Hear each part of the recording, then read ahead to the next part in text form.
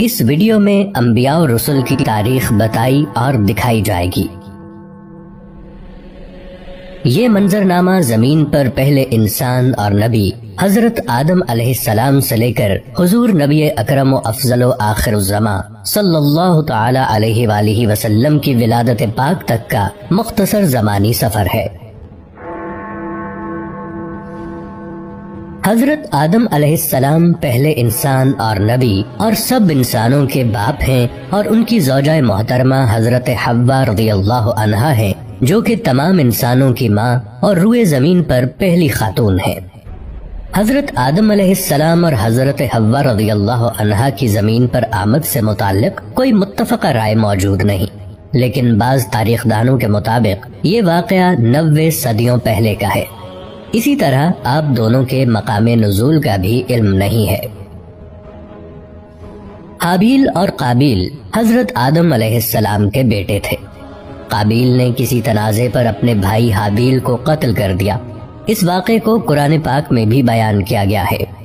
یہ تاریخ انسانی کا پہلا قتل ہے، اور علماء کرام کے مطابق قیامت تک ہونے والے ہر قتل کے گناہ کا ایک حصہ قابیل کو ملتا رہے گا، جیسا کہ ہر برائی کا ایک حصہ اس شخص کو ملتا ہے جس نے اس برائی کا آغاز کیا ہو۔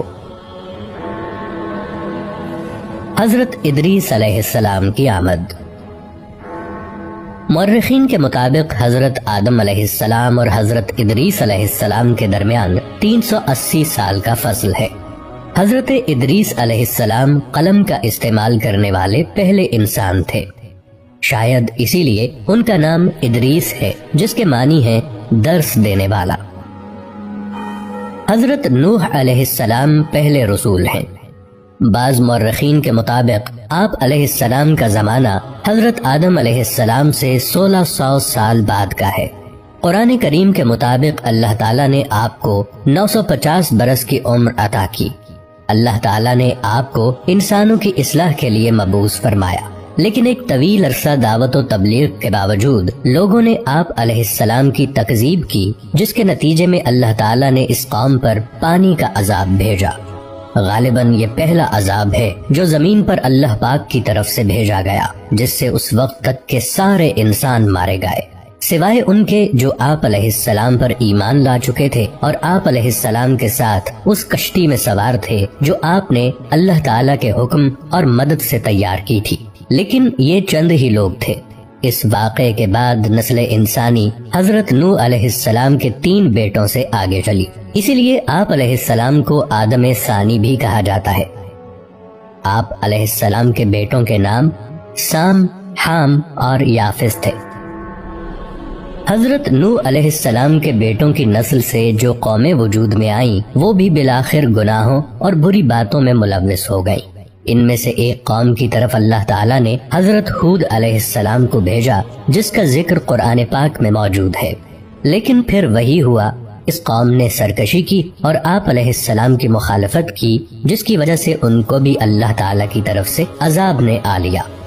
حضرت ہود علیہ السلام کے ساتھ جو لوگ بچے، ان سے قوم سمود وجود میں آئی، لیکن رفتہ رفتہ وہ بھی گمراہ ہو گئے، تو اللہ تعالیٰ نے حضرت صالح علیہ السلام کو ان کی طرف نبی بنا کر بھیجا، لیکن اپنے سے پہلوں کی طرح انہوں نے بھی اپنے نبی کا انکار کیا اور مطالبہ کیا کہ اگر آپ اللہ کے نبی ہیں تو کوئی معجزہ دکھائیں۔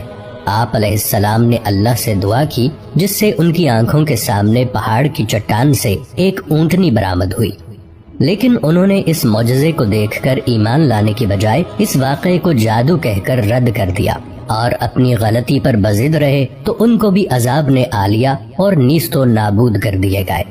اس دور کو قبل از ابراہیم علیہ السلام کہتے ہیں۔ اس دور کی مستند تاریخ موجود نہیں ہے۔ حضرت ابراہیم علیہ السلام تقریباً 2200 قبل مسیح عراق میں پیدا ہوئے۔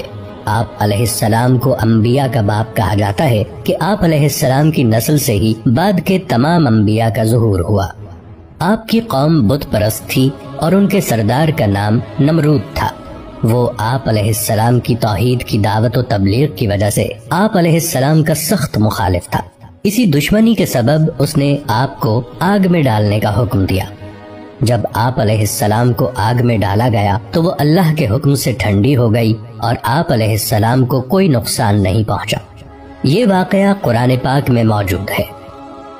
آپ علیہ السلام کی 2 بیویاں تھیں، ان سے 2 بیٹے پیدا ہوئے اور وہ دونوں نبی تھے۔ حضرت حاجرہ رضی اللہ عنہا سے حضرت اسماعیل علیہ السلام اور حضرت سارہ رضی اللہ عنہا سے حضرت اسحاق علیہ السلام۔ اس دور کو بعد از ابراہیم علیہ السلام کہتے ہیں۔ اس دور کی کچھ تاریخ موجود ہے اور اسے انگلش میں پوسٹ ابراہم ایرا کہتے ہیں۔ حضرت ابراہیم علیہ السلام کے بھتیجے حضرت لوط علیہ السلام کو اللہ تعالیٰ نے ایک قوم کی طرف بھیجا جو کہ فحش کاموں میں مبتلا تھی۔ آپ علیہ السلام نے بہت چاہا کہ وہ لوگ غلط اور غلیظ کاموں سے باز آ جائیں، لیکن انہوں نے آپ علیہ السلام کی بات نہیں مانی اور وہ بھی ماضی کی قوموں کی طرح اللہ تعالیٰ کے غیظ و غضب کا شکار ہو گئے۔ حضرت اسحاق علیہ السلام اللہ کے نبی تھے، لیکن ان کے متعلق مزید تفاصیل نہیں پائی جاتی، سوائے اس بات کے کہ یہ حضرت یعقوب علیہ السلام کے والد تھے۔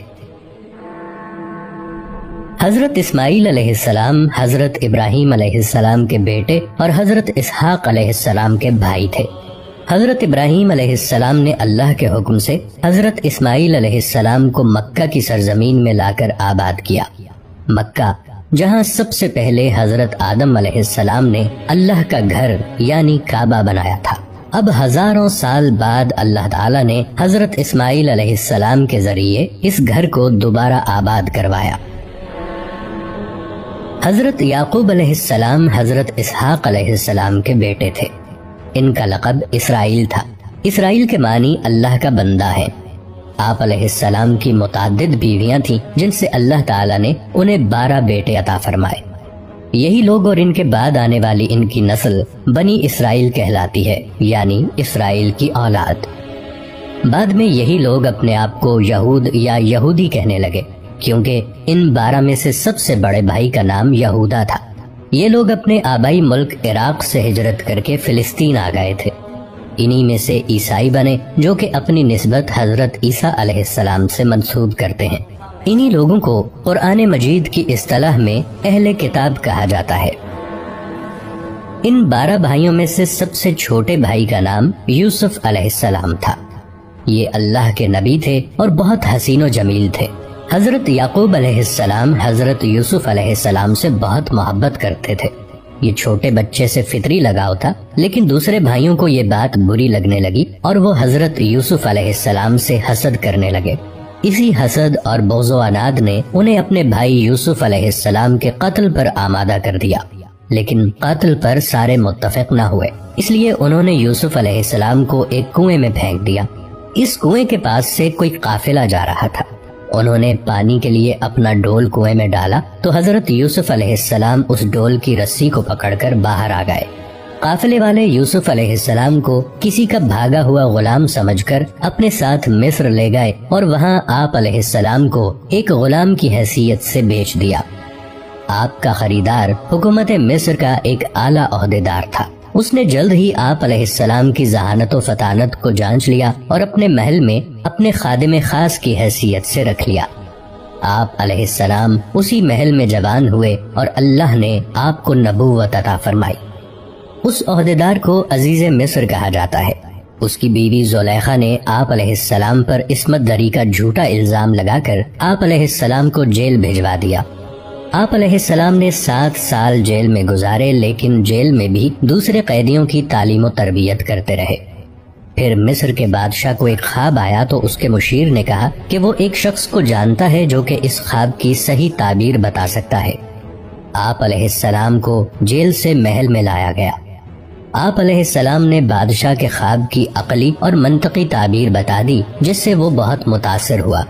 اس بادشاہ نے آپ علیہ السلام کو اپنا مشیر خاص مقرر کر لیا اور بادشاہ نے آپ علیہ السلام کی تمام داستان سنی اور آپ علیہ السلام کو کہا کہ آپ اپنے سارے خاندان کو فلسطین سے مصر لے آئیں اور یہاں سب امن و سکون سے رہیں۔ آپ علیہ السلام نے اپنے سارے کنبے بشمول والد صاحب حضرت یعقوب علیہ السلام کو اپنے پاس مصر بلوا لیا۔ آپ علیہ السلام کے بھائی اپنے کیے پر بہت نادم ہوئے اور توبہ کی۔ اس طرح بنی اسرائیل فلسطین سے مصر پہنچ گئے۔ قرآن کریم کی سورہ یوسف میں اس واقعے کا تفصیلی ذکر موجود ہے۔ تاریخی اندازوں کے مطابق بنی اسرائیل مصر میں 2 صدیوں تک رہے۔ اس عرصے میں ان 12 بھائیوں کی نسل لاکھوں کی تعداد کو پہنچ گئی، لیکن پھر مصر میں بادشاہت تبدیل ہو گئی۔ نئی حکومت نے ان سے مراد چھین لی اور انہیں اپنا غلام بنا لیا۔ یہ بنی اسرائیل کی قید یعنی کیپٹیوٹی کا دور تھا۔ مصری جو اپنے آپ کو قبطی کہتے تھے، ان سے جبری مزدوری کرواتے اور ان پر بہت ظلم و ستم کرتے۔ حضرت یوسف علیہ السلام کے تقریباً 200 سال کے بعد اللہ تعالیٰ نے ان کو اس قید سے نجات دلوانے کے لیے انہی میں سے حضرت موسیٰ علیہ السلام اور آپ کے بھائی حضرت ہارون علیہ السلام کو نبوت عطا فرمائی کہ وہ اپنی قوم یعنی بنی اسرائیل کو مصریوں کی قید سے آزادی دلوا کر واپس انہیں فلسطین میں لا کر آباد کریں۔ مصر پر فرعون کی حکومت تھی۔ حضرت موسیٰ علیہ السلام نے اسے ایمان کی دعوت دی اور کہا کہ وہ بنی اسرائیل کو آزاد کر دے، لیکن فرعون نے انکار کر دیا۔ اللہ تعالیٰ نے حضرت موسیٰ علیہ السلام کو حکم دیا کہ وہ اپنی قوم کو لے کر فلسطین کی طرف نکلیں۔ آپ علیہ السلام بحکم خداوندی اپنی قوم کو لے کر نکلے تو فرعون نے بھی اپنے لاؤ لشکر کے ساتھ آپ علیہ السلام کا تعاقب کیا۔ سمندر کے کنارے پہنچ کر آپ علیہ السلام نے اللہ سے عرض کی کہ اب کیا کروں؟ اللہ نے حکم دیا کہ اے موسیٰ علیہ السلام اپنا عصا سمندر کے پانی پر ماریں تو سمندر آپ کو خشکی کا راستہ دے گا۔ آپ علیہ السلام نے ایسا ہی کیا تو یکایک سمندر کا پانی 2 دیواروں کی طرح الگ الگ کھڑا ہو گیا اور آپ علیہ السلام اپنی قوم کو لے کر وہاں سے نکل گئے۔ آپ علیہ السلام کے پیچھے فرعون نے بھی کوشش کی کہ وہ بھی اسی راستے سے آپ علیہ السلام کا تعاقب کرے، لیکن اللہ کے حکم سے سمندر واپس مل گیا اور اس طرح فرعون اور اس کا سارا لشکر غرق ہو گیا۔ یہ حضرت موسیٰ علیہ السلام کا معجزہ ہے جس کا ذکر قرآن پاک میں موجود ہے، اور یہ اتنا بڑا واقعہ بنی اسرائیل کی آنکھوں کے سامنے وقوع پذیر ہوا۔ قرین قیاس بتاتے ہیں کہ سمندر عبور کرنے کا یہ معجزہ بحر احمر کی مشرقی نہر، جسے اب نہر سویز کہا جاتا ہے، میں پیش آیا ہوگا۔ سمندر کے اس پار صحرائے سینا اور اسی صحرا کے ایک کونے میں کوہ طور ہے، جہاں اللہ تعالیٰ نے آپ علیہ السلام کو رسالت و کتاب سے نوازا۔ آپ علیہ السلام کی کتاب کا نام تورات ہے۔ اللہ تعالیٰ نے آپ علیہ السلام کو بنی اسرائیل کی ہدایت و رہنمائی کا حکم دیا اور فرمایا کہ اے موسیٰ علیہ السلام، ہم نے آپ کی قوم کو باقی سب اقوام پر فضیلت دی ہے۔ جب تک یہ اس کتاب یعنی تورات کو مضبوطی سے تھامے رہیں گے، میں ان کو اپنی طرف سے نعمتوں اور رحمتوں سے نوازتا رہوں گا۔ لیکن بنی اسرائیل نے حضرت موسیٰ علیہ السلام کو تنگ کرنا شروع کر دیا۔ یہ لوگ آپ علیہ السلام کی نافرمانی کرتے اور بے ادبی سے پیش آتے اور تورات کی حکم عدولی کرتے۔ حضرت موسیٰ علیہ السلام ان سے بہت ناراض رہنے لگے، لیکن ان کی تمام شرارتوں کے باوجود اللہ نے ان کو بہت سے انعامات سے نوازا۔ ان کے لیے آسمان سے من و سلوہ کی شکل میں طعام یعنی کھانا نازل کیا اور دھوپ سے بچنے کو بادل کا سایہ عطا فرمایا۔